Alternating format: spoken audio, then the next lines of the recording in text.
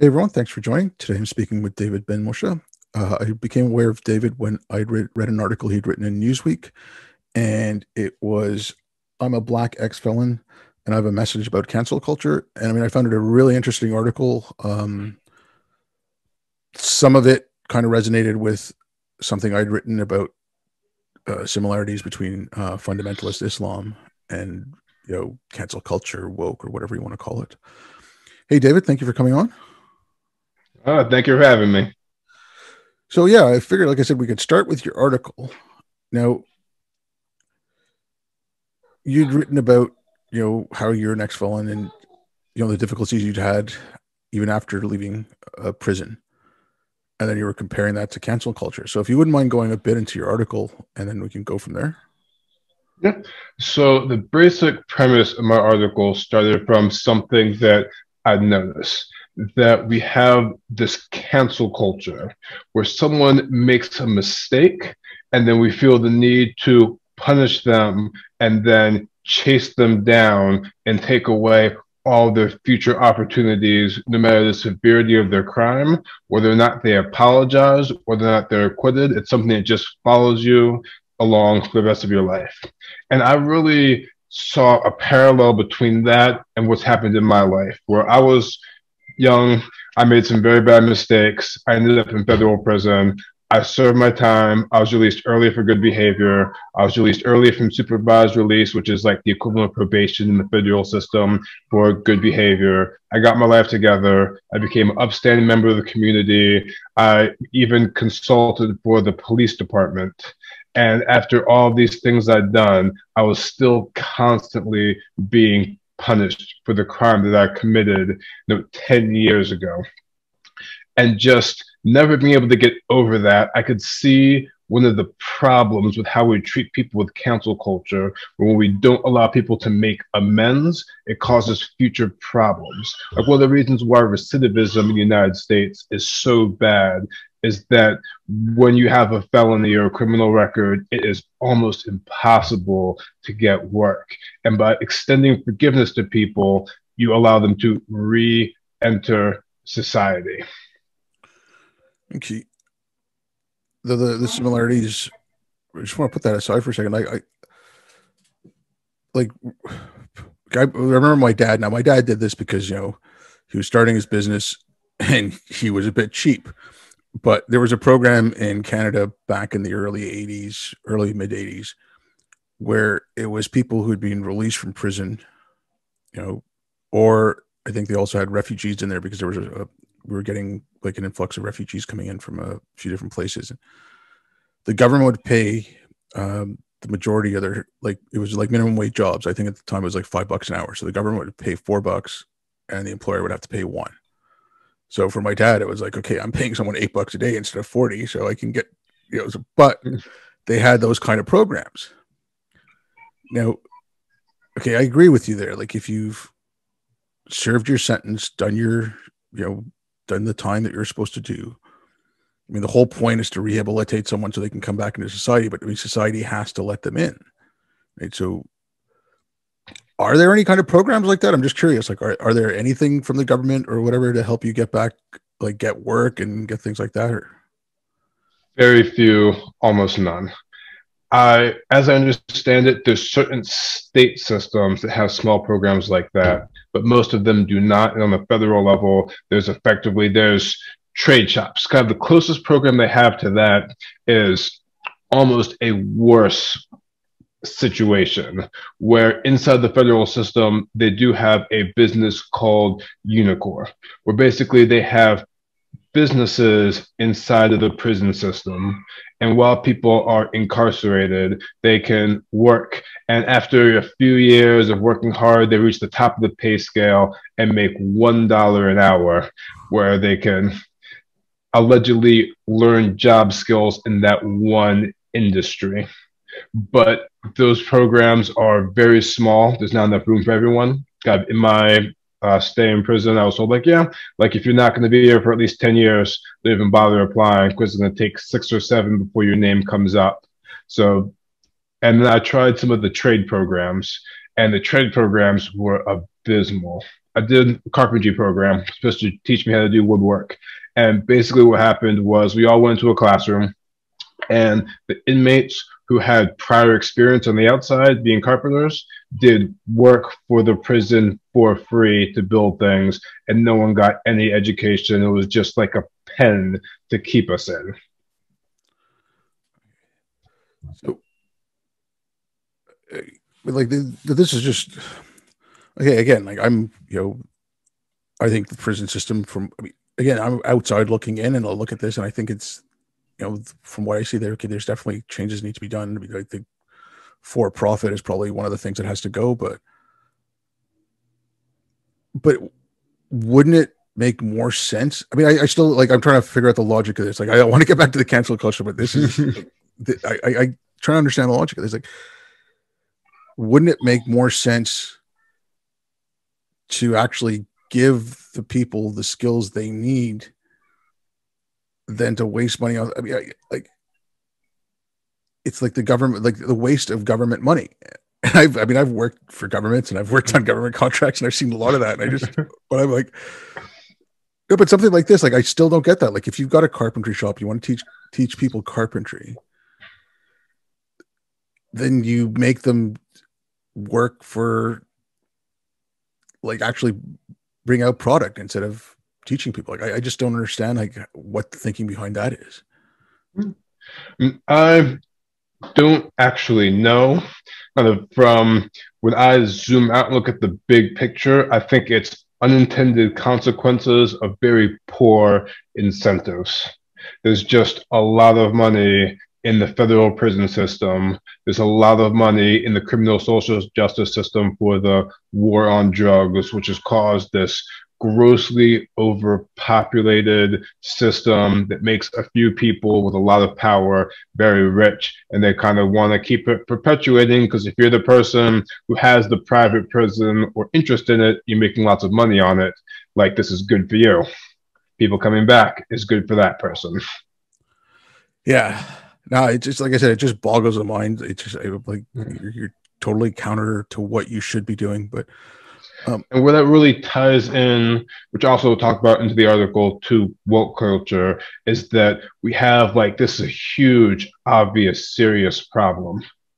And instead of the woke people fighting to make this situation better, they're too busy talking about microaggressions on Twitter.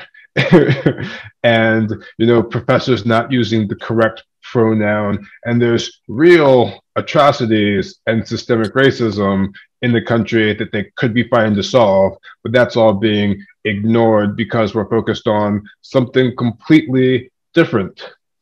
Okay, I have plenty of issues with, whatever you want to call it, the critical social justice woke. Like, I have plenty of issues with it, but my biggest problem, what it really comes down to, I think, is what you just mentioned there. We're fighting the wrong fights because of this stuff. We're busy, like, take education, because I think that has a huge part to play in, like, the prison system as well. Enormous. If you're not talking about 65% of the kids not being able to read and write at grade level when they graduate, but instead you're arguing on whether or not it is critical race theory in the classrooms. Like, that's the wrong argument to be having. The argument to be having is, why are kids not being able to read and write? But you're wasting your time, like, trying to figure out if what they're teaching in the classrooms right now is critical race theory or not. And it's like, that's what I mean. Like, this stuff is, another example was when Trump, the kids in cages and all that stuff, right? So at one point it got to like, okay, we're discussing whether or not it should be considered concentration camps, but, like, they're not doing anything about the kids in cages. Like, there was actually, I think it was like Wayfair or whatever was going to send mattresses, but because they dealt with the Republican government, they protested them. They blocked the trucks from leaving. The Republicans, but the Republicans are in power. It's like, that's what I mean. Like, this stuff is so counterproductive. You waste valuable time arguing about the wrong things. It's not just arguing about the wrong things. It's, I think, a key mindset a lot of people have, where they want to discuss only the problem and they can't move from problems to solutions. Yeah. No, okay. Like I said, we started off with a little cancel culture thing, but now again, this is just going from stuff I've read and whatever. But I don't want to bring fiction into it because there's plenty of movies about prison, but like there is a different kind of code in a way. Like I mean, it's even have it on the playground to a certain extent, right? You don't rat on your friends, you don't snitch on people, but the whole cancel culture is like you're making people like rat each other out. Like you've got it in school systems now where you can complain about teachers, or you got it in other students.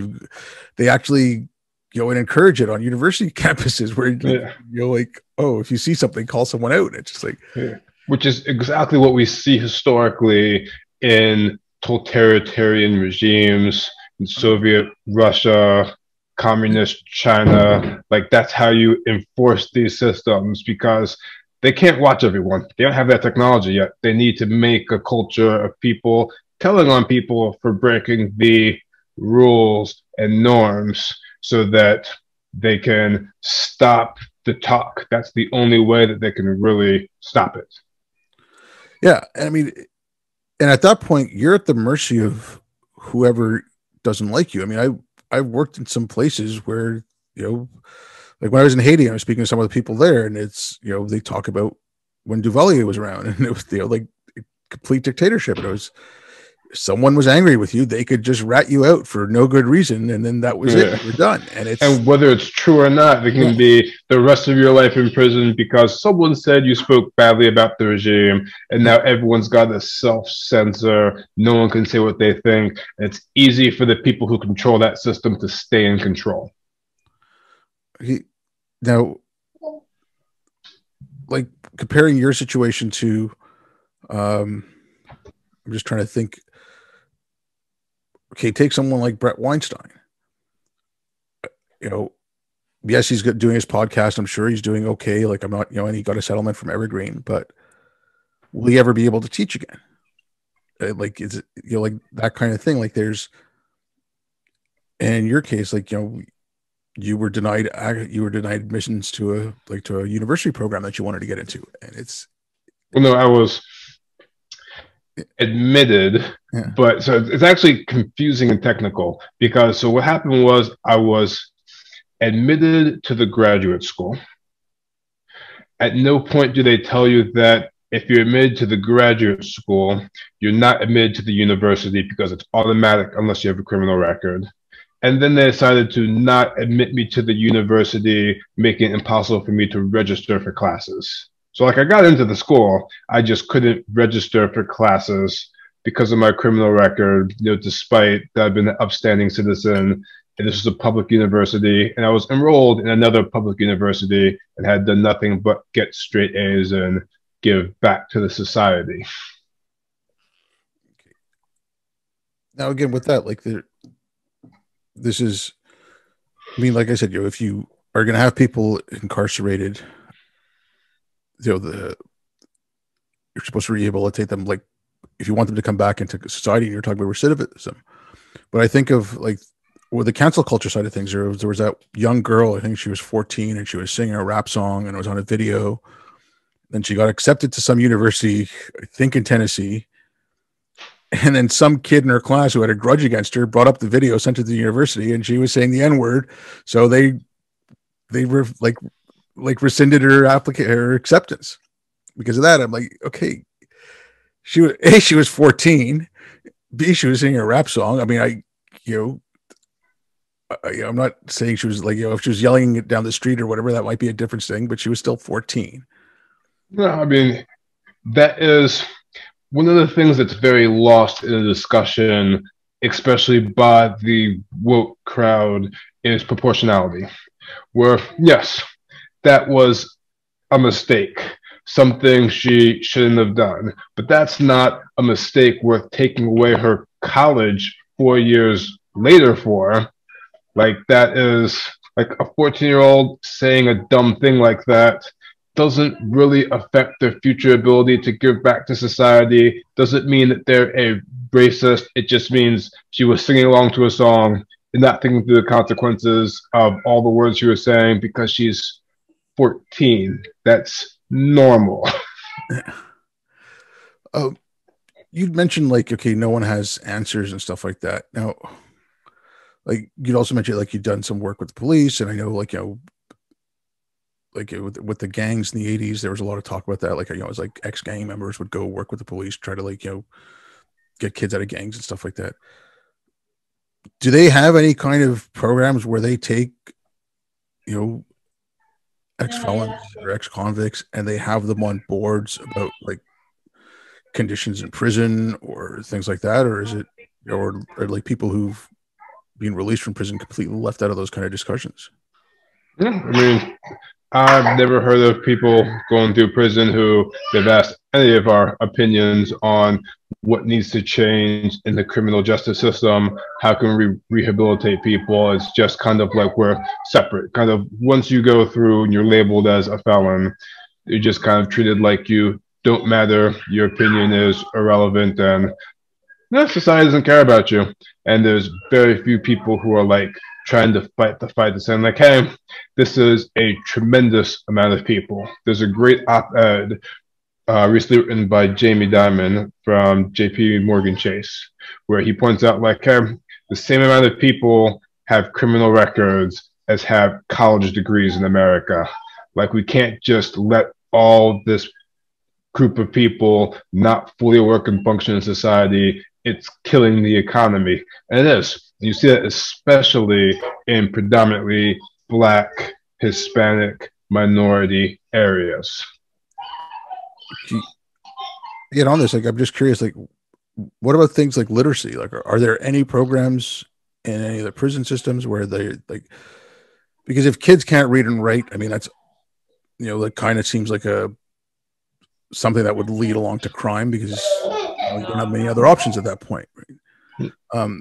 So are there any like even like basic literacy programs or like basic math programs like that? There was a program to make sure everyone could get their GED. But after that, I didn't see any. So basically they taught you how to pass an exam.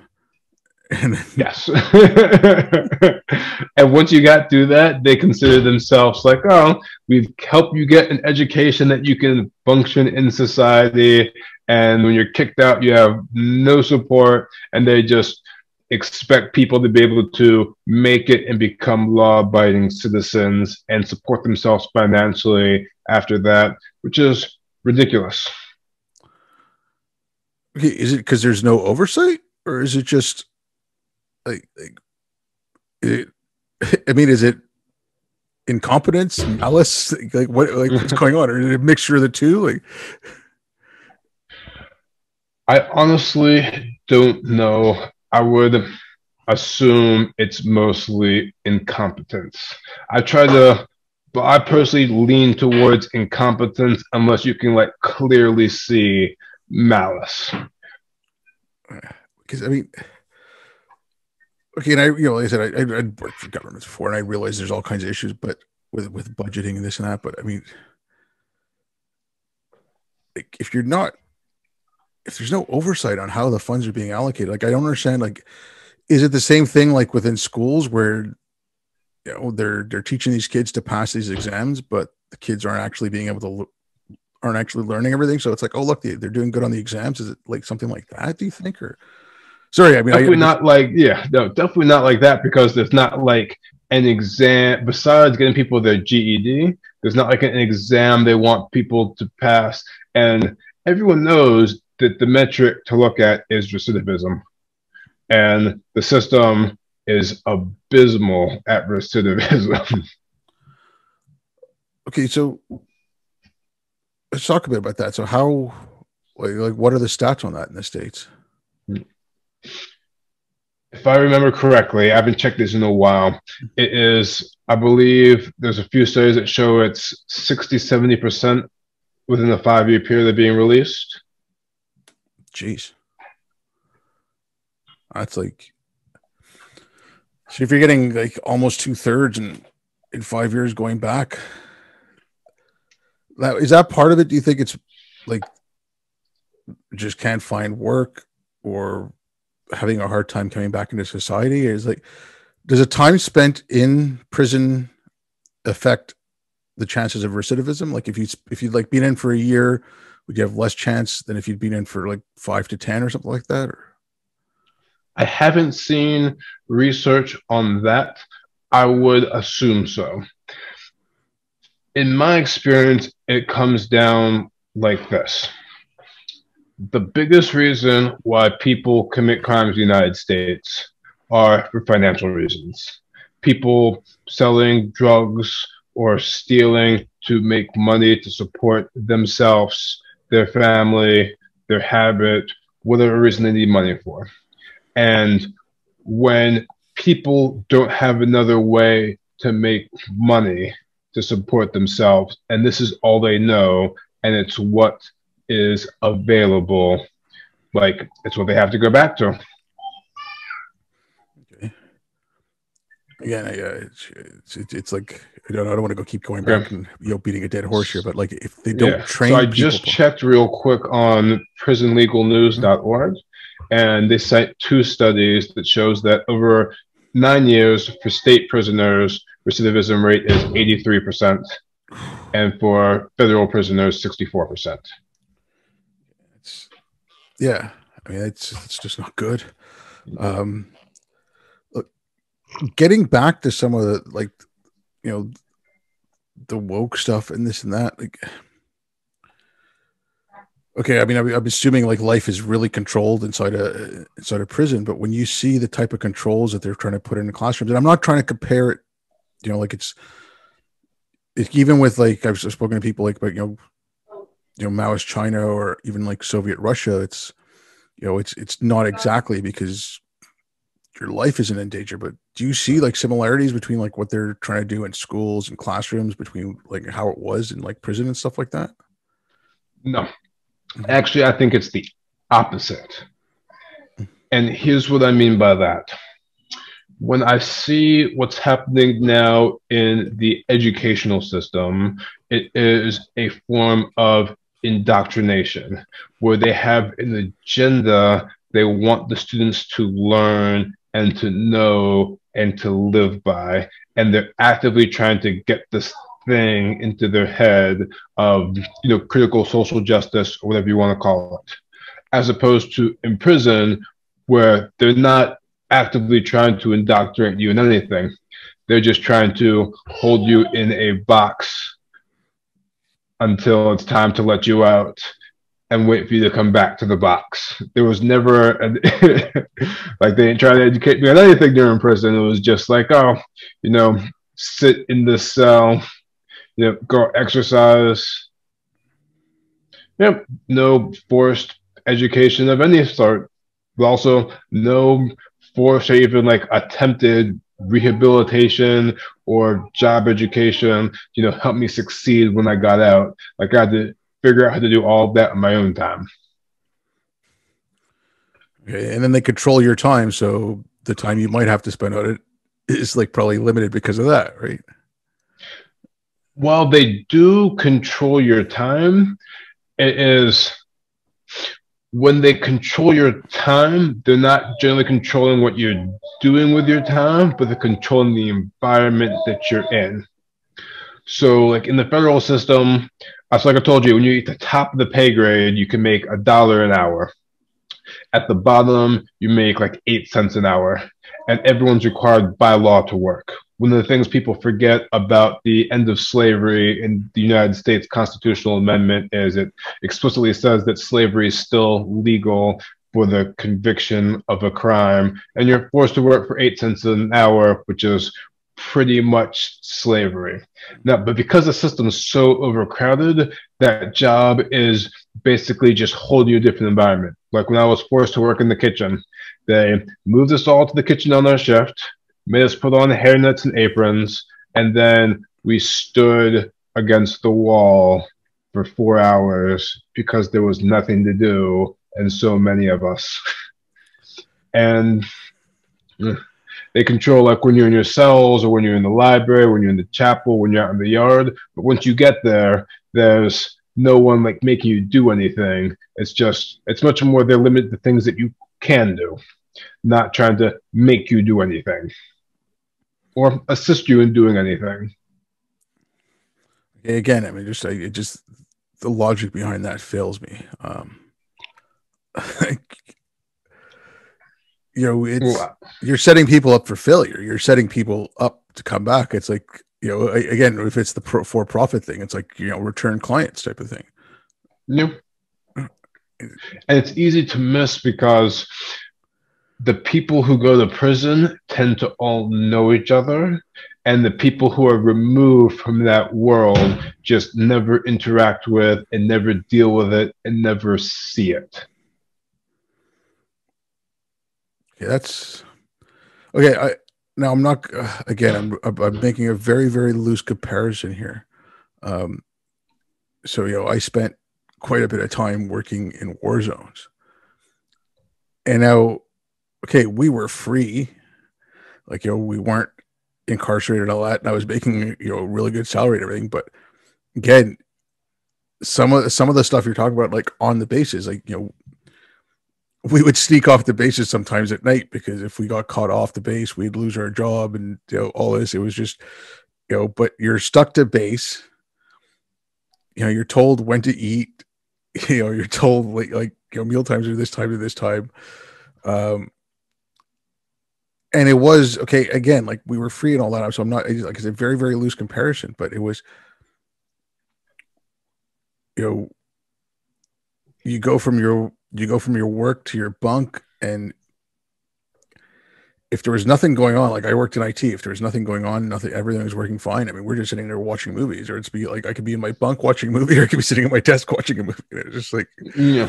But it was just day in, day out routine of that. So I don't know, which kind of drives you a little bit crazy. Yeah, but yeah, I know it's like when you look at all the cancel culture stuff now, and you look at like all these recriminations, and you look at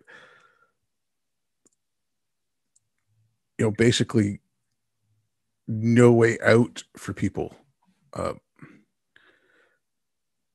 like how do you are you trying to like push back against that or anything, or are you trying to do anything like how do you deal with that, like when you see like they said, like that young girl who got her college admission rescinded, like what do you see as a way to push back against that? I think the big way to push back against it in the long term is to find ways to get people involved in concrete ways to give back to the community and to improve the world. I think the appeal that wokeness has for so many people is it's obvious to almost all of us that the world does not operate like it should. And we need to do things to change the world to operate more like it should. Now, of course, people disagree on what that means, but I think a lot of people feel that. And by joining the woke movement, you feel like you're doing something, like you're fighting back, like you're improving the world. But really, that energy is wasted. We need to redirect it to a constructive and productive way of making the world better. Like, if you think that racism is a problem, it is one thing to be, like, say, in America, campaigning for criminal justice reform. It's another thing to be scrolling through Twitter, looking for someone who doesn't use the right pronouns and to gang up on them. And it's also easy. Like, a lot of the things that woke people do are easy and safe. Like, who wants to talk about how we fix the problem in Afghanistan? No one wants to go to Afghanistan to try to fix that, and discussing it's hard to figure out. But when you have an easy specter, like, oh, there's racist, and we need to shut up the racist. And once you can't find any real racists, you just start creating them to keep yourself busy. Yeah, and for me, it's the hypocrisy, like the racism side of things. Like, okay, you know, it's so whatever. Let's start with the things that they say, which I can't argue against. Which is okay. Yes, white people came up with the concept of race. It's not that there wasn't hatred before, like the hatred of the other was always there, but it wasn't, but the white people came up with a concept of race and put all these, put racial categories on people. So, like, given all that, but now, like, if you look at someone like Larry Elder, say whatever you want about Larry Elder's politics, but to call him the black face of white supremacy, okay, I mean, and these are people who call themselves, anti-racist. It's like, but you're doing the exact same thing. You're taking these made up racial categories and you're dumping them on people. Like there was a guy in the UK, he was an MP, Trevor Phillips, and I think he was a Labour MP as well. And he was pushing back against some of this stuff, basically called him an Uncle Tom. And, like I'm trying to remember, I don't know if they said house slave or not, or they might have said house Negro. I can't remember, but like, I mean, like that hypocrisy really gets me. Like you guys are doing the exact same thing. Yeah.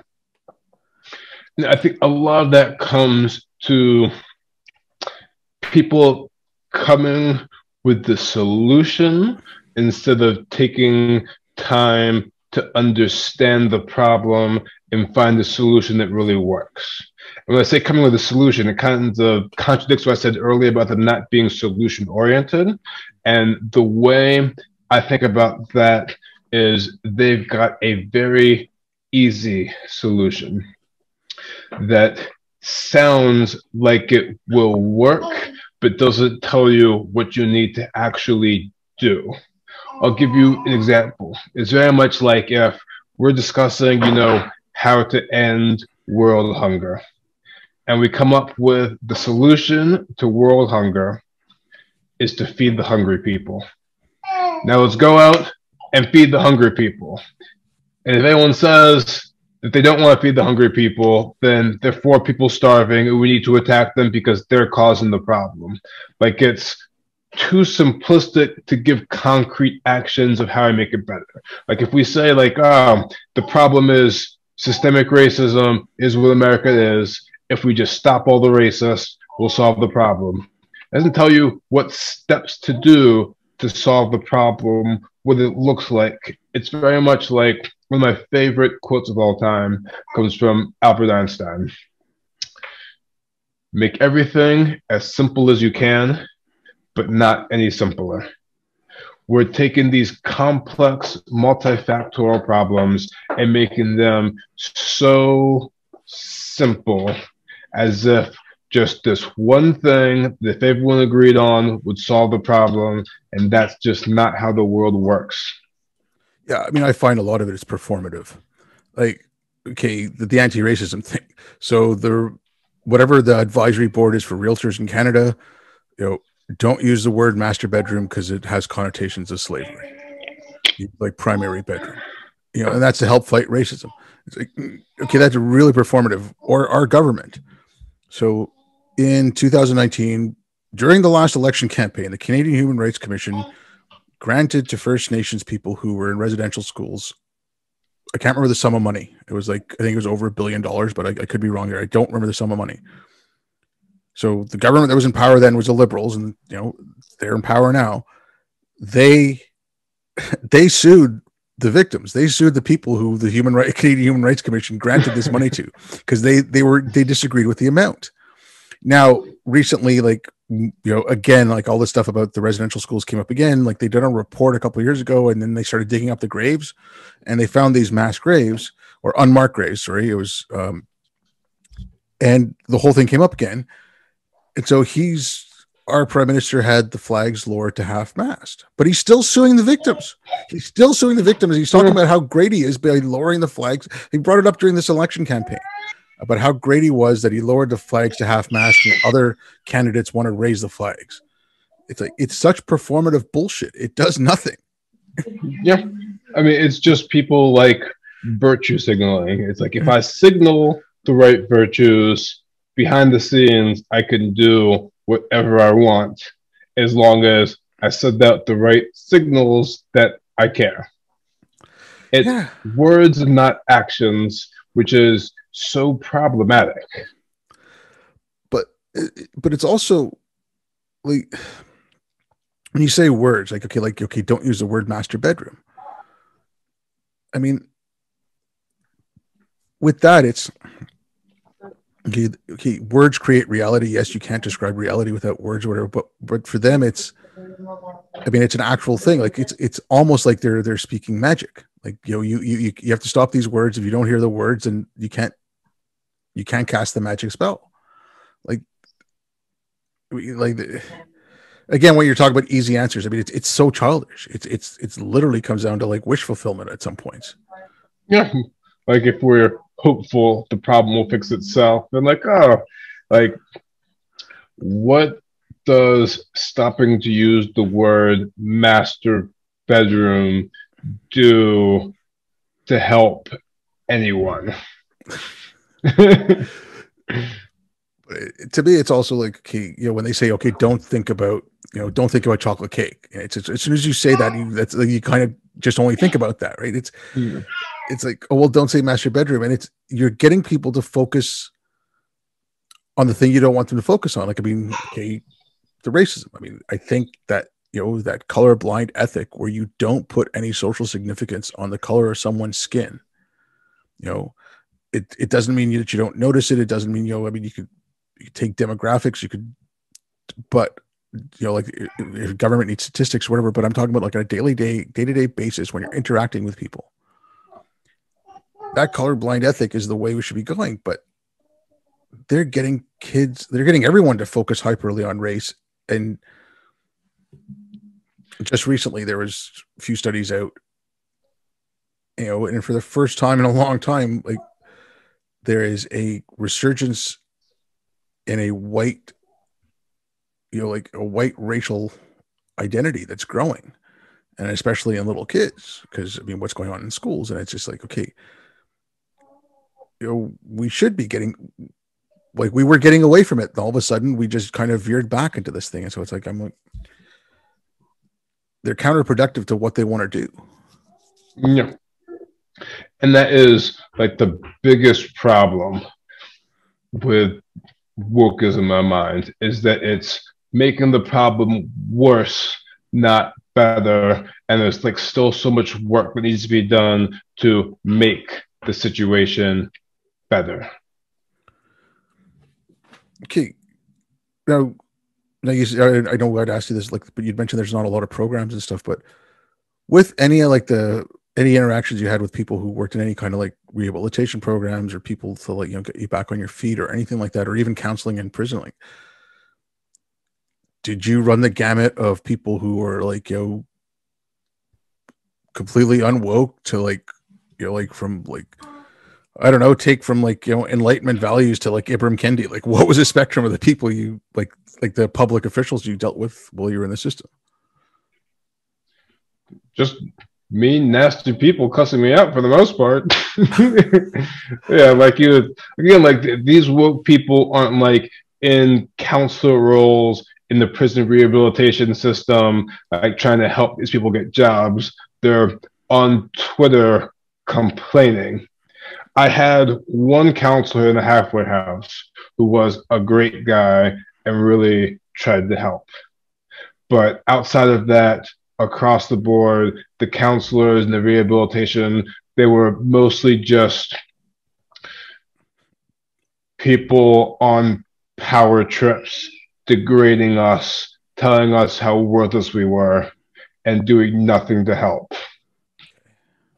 That sounds awful. Okay, I mean, the only reason like this woke thing is like a college campus thing. It does not exist in prison. At least it didn't when I was in. Maybe it started to come out, but well, okay, like the reason I kind of brought it up is because I've spoken to a couple of counselors and stuff, and a couple of people who work with trauma, and there was one woman I spoke to from the States. Her and her husband had like a trauma counseling center, and then the college graduates that were coming out and coming into their practice were decidedly woke. And this was, she said she started noticing this around 2014, 15-ish.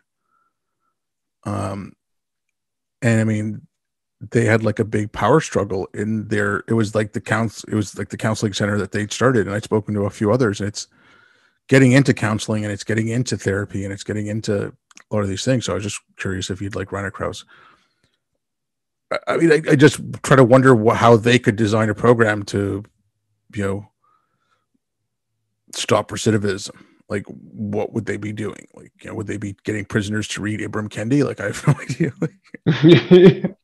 Yeah, no, they don't make prisoners read anything or teach them how to read, for that matter. Well, yeah, again, I question that about the schools. Like you were talking about solutions. Like, I used to look at some of the curriculum that are coming in, and I'm like, okay, but if 65% of the kids can't read, how do you expect them to read Anti-Racist Baby? Like, how do you expect them to read any of this stuff that you want them to learn? Sorry, like I said, I keep beating this dead horse, but I just don't understand why anyone wouldn't want, at the very least, if you've got people in, you got people in prison, like there is a captive audience, like teach them to read, like give them at least the skills to read. There's no excuse why, if you have someone incarcerated for 5, 10, 15, 20 years, not even a plan. Why can't that person leave with a job waiting for them? Like, you had the time to give them training and find a job. Like, you sent out with nothing, no plan, no job waiting for you. Figure it out by yourself. If you're lucky enough to have family support you, you have that. But many people don't have that. And like, why can't you have job training and the job waiting for you and the place to stay and all these things figured out during that time? But instead, they waste it. And I think a big part of that is the system is completely based on the idea of being punitive, not rehabilitative. And they have this idea that if it's punitive enough, people won't want to come back. People don't want to come back, but without the tools to do something else, they quickly wind up coming back. Okay, like another aspect to this. So there's one thing to rehabilitate prisoners. There's one thing to, stop recidivism.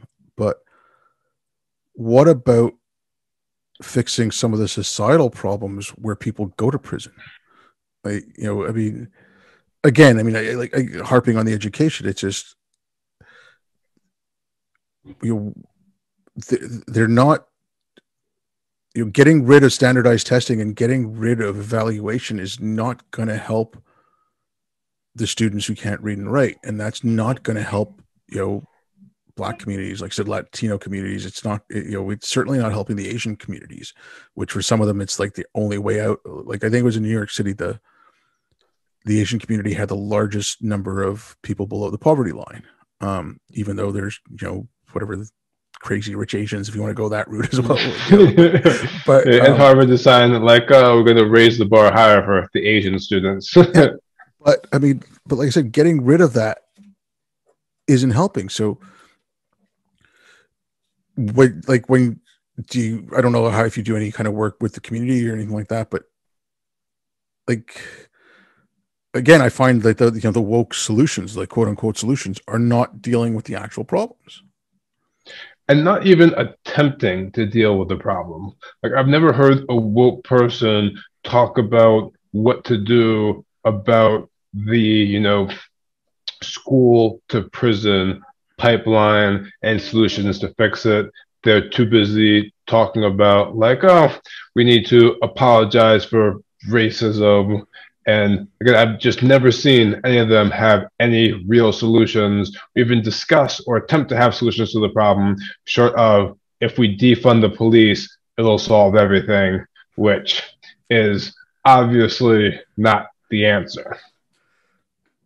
Yeah, the defund the police thing, though. Now, obviously there's got to be, there's, anyone who says there's no problems is lying. Yeah. But I mean, some of the studies I've read,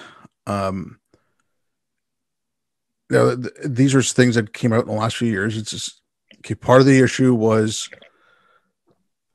under policing for violent crimes, but because you've increased the police level because of the violent crimes, you're now over policing all the little petty stuff like shoplifting and stuff like that.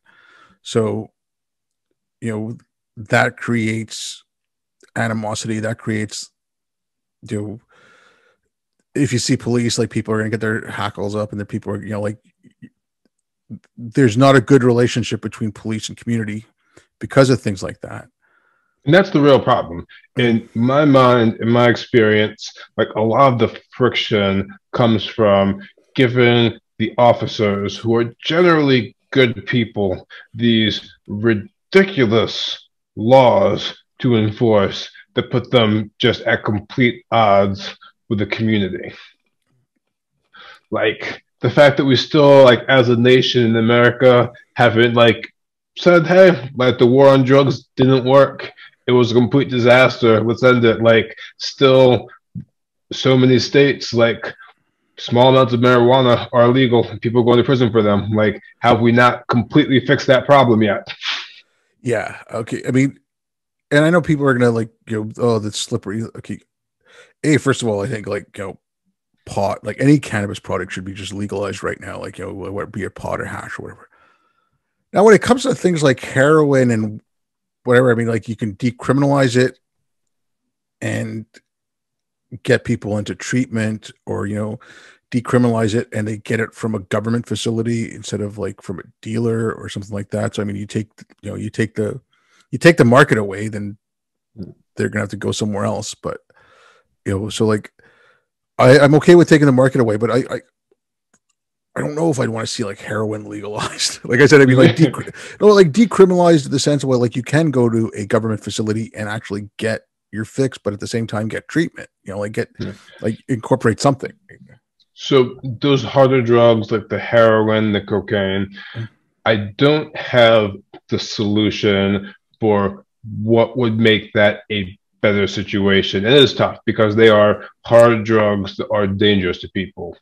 But I do know this: the root of someone's heroin or cocaine addiction is a mental health problem, which means that fundamentally we should be looking at it that way. Right now, we're looking at it as if it is fundamentally a criminal problem. And that makes the problem worse. We've seen that that approach does not work. And we need to start thinking about solutions, considering that someone doesn't get addicted to heroin because in their soul they're a criminal that has problems. They have a mental health issue that needs to be treated as such. You know, I 100% agree. Like that's why I said like decriminalize and, you know, not legalize. But if you decriminalize, I think at the same point, like I'd spoken to he's a journalist from the UK, but he's been living in Mexico for a while and he's been covering the cartels. And, you know, he said like decriminalizing would be good in the sense of the prison system and all that, but it'd still be bad because you would still have a market for it and it would still be coming through the cartels. So that's why I think if you decriminalize it, you should actually, the people are going to freak out. Like, I don't think any government would want to be in the business of selling cocaine or heroin, but, you know, if it's an actual government dispensary, this and that, at the same time, like I said, treatment, you have to get these people treatment. But there's two sides to the drug issue. There's, you know, the people who are using it, who are addicted, who need, like you said, who need treatment. But then there's, you know, especially things like cocaine, that's the cartels bringing it in. And it's, you and know, a lot of that comes into policies in other countries. Like it doesn't help it would help the violence in America tremendously if they completely decriminalize something like cocaine. It would not help the violence in, you know, Colombia, Mexico, if you did that. Like those cartels have too much money, they're too powerful if they're the suppliers. Like a lot of the violence around drugs comes from a lack of societal support for wrongs. Like drug dealers on the streets in America, like have guns and create violent acts because they can't call the police to save their businesses. Yeah. I mean, Yeah. that's why I said, I have no issue, and actually, I even have no issue with like hallucinogens being legalized, because I mean, you don't see a lot of people out on like rampages on mushrooms or or like, like you don't really get addicted to mushrooms or Yeah. LSDs. I mean, there's others too, Which but is interesting because without question, the drug that we see people abuse the most, that causes the most violence, is alcohol. oh yeah, for sure. I mean, it's 100%. It's like hands down. It's. I think it does more harm to your body than like let's say pot. Yeah. But yeah, it's And one of the bigger problems in the societal discourse, where we've kind of polarized and picked sides, is that we follow the party line without thinking for ourselves about what our values really are. For example, if someone is against the legalization for pot, but they're like a complete Puritan and also think that we should bring back prohibition and make alcohol illegal, I respect your opinion. You have a consistent value system. yeah, But if, with what we know now about marijuana, if you think we should leave alcohol legal and keep weed illegal, you're just following the party line, which doesn't make any sense based on what we know about how these things work and affect human beings. yeah, 100%. I mean, if you're like I said, if you're consistent and you're just like no pot, no alcohol, no whatever, like yeah, fine. I can respect your consistency. I might not respect your views, but I can respect your Yeah, consistency. yeah. I'll disagree with you, but like you've thought this through. You have a deep value, which you think is true. Like, yeah, Yeah, yeah, but yeah, no, like those are the things would be the two biggest things to. Again, they're you still have to fix the societal issues, but if legalized or at least decriminalized drugs, and low level, like if you're only going the decriminalization, like decriminalize low level dealing, like nickel and dime stuff, like don't bother with that, like give the guy a ticket or something, um mm, like something like that, and getting rid of the for-profit prison system. I mean, that's just my view. That would go a long way in fixing some of the things you're talking about, because you would have less people in prison, you'd have less people with records. And yeah, granted, I mean, like especially like a place like California, that the three strikes, I don't know if they still do. Like, you get caught smoking 3 joints, that's it, life in prison. It seems a little excessive, man. yeah, just a tiny bit. It's like, you know, like, do you find that as well? Like the punishment doesn't fit the crime? Because I mean, I see some of these things, like people with like horrific crimes getting a few years, and like getting 10 years for like an ounce of pot. It's like Jesus Christ! Yeah, and especially in the federal system, you see lots of that because of like the way they charge people. Um, Here is an example I have to give from a friend of mine who I was locked up with. So his story was that someone had raped his girlfriend. So he went and got his homeboys, and they shot up the house, threw a Molotov cocktail. Unfortunately, someone else was inside the house, like a girl, like got like shot in the arm. It was like a terrible situation. He definitely did something wrong. And because the case went federal and the way it was charged, he ended up with 25 years in prison. And what he'd always say is like, if I just walked down Main Street in the middle of the day, pulled out a gun and shot him in the head and killed him, I'd have got half as much time. I mean, it's ridiculous. Now, look, I don't want to keep you too much longer, but I just some of these things, like, okay, again, with the conversation around this, oh, you know, like you're targeting black people, you're doing this, it's all racist, but like, I'm like, if I'm going to have this conversation, I want to have it, completely. And it's so to blame some of this stuff purely on systemic racism. Like, I'm like, okay, if you look in the 80s, there were black police chiefs and black mayors asking for more police in the, and like whatever, like in like, I don't want to call it the projects or whatever, that's what they were called in like the 80s, but like the inner cities and things like that, they were asking for more, especially like with the crack epidemic and like all the gangs. But so I'm like, okay, if you want to talk about this, let's talk about this. And it's, in my mind, it's like the problem was that over policing for the smaller stuff and not enough police dealing with the actual, bigger issues. But I want to have that conversation honestly. Like, I don't want to just like, oh, it's all like you're talking about. It's a, like take a very complex thing and bring it down to one thing. Oh, it's all racism. I'm like, no, there was other factors aside from than just racism that caused like these issues. And at the end of the day, what we're seeing now is a rejection of some of the fundamental liberal values that Western democratic societies are built on, where you can't have that conversation. You don't allow people to disagree. You don't have the discussion at all. And we need to have these discussions. Like, just because if someone thinks that there's no racism at all in America and that it's not a problem, like, I disagree with them. I don't think they should be silenced. I don't think they should be shut down. I think having that discussion and letting his mind get changed, maybe my mind getting changed in certain values and ideas, and having other people learn from that discussion is how we find the real solutions to making society better. When you shut that person down and you don't get the conflicting view or see how other people can look at situations and how it looks like to them what the solutions are, then at no point do we improve our ideas. Instead, our ideas just keep getting worse and worse and worse.